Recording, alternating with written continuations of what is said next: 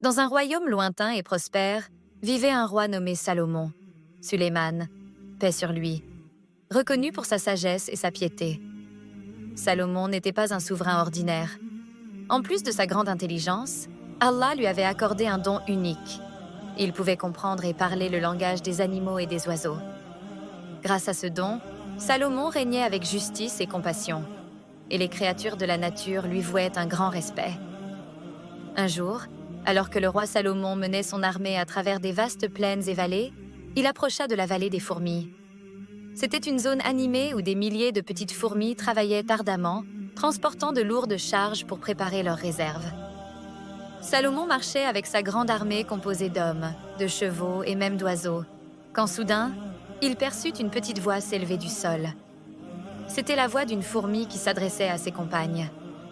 Elle criait « Ô vous, les fourmis, rentrez vite dans vos demeures, de peur que Salomon et son armée ne vous écrasent sans s'en apercevoir. » Salomon, bien qu'entouré de bruit, entendit parfaitement les paroles de la petite fourmi grâce à son don extraordinaire.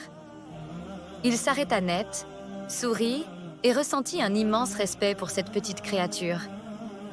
Il leva les yeux au ciel et dit dans une prière pleine de gratitude « Seigneur, permets-moi de te remercier pour les bienfaits que tu m'as accordés ainsi qu'à mes parents, et aide-moi à faire le bien que tu aimes. » Salomon comprit immédiatement que la fourmi n'avait pas peur pour elle seule, mais pour tout son peuple.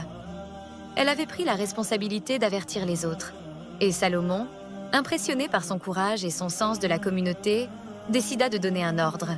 « Que tout le monde s'arrête.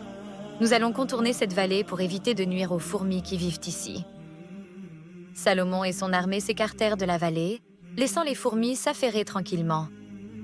Grâce à l'écoute et à la sagesse de Salomon, ces petites créatures furent épargnées. Les fourmis continuèrent à travailler en sécurité et le roi Salomon repartit avec un cœur empli de gratitude envers Allah pour les dons qu'il avait reçus, comprenant la responsabilité qui en découlait. La fourmi, aussi petite soit-elle, n'a pas hésité à élever la voix pour protéger ses compagnes. En prenant des mesures pour alerter son peuple, elle a montré qu'un acte de bienveillance et de responsabilité n'est pas lié à la taille ou à la force, mais au cœur et à l'esprit. Salomon, bien qu'étant un roi puissant, respecta cette petite créature et en tira une leçon sur l'importance de la bienveillance et de la protection des plus petits et des plus faibles. Cette histoire nous enseigne que, peu importe notre taille ou notre rôle, chacun a une importance et un devoir envers les autres. Même les plus petites créatures peuvent nous donner des leçons de courage et de solidarité. En protégeant les plus vulnérables, nous honorons la création d'Allah et démontrons notre gratitude pour les dons qu'il nous a offerts.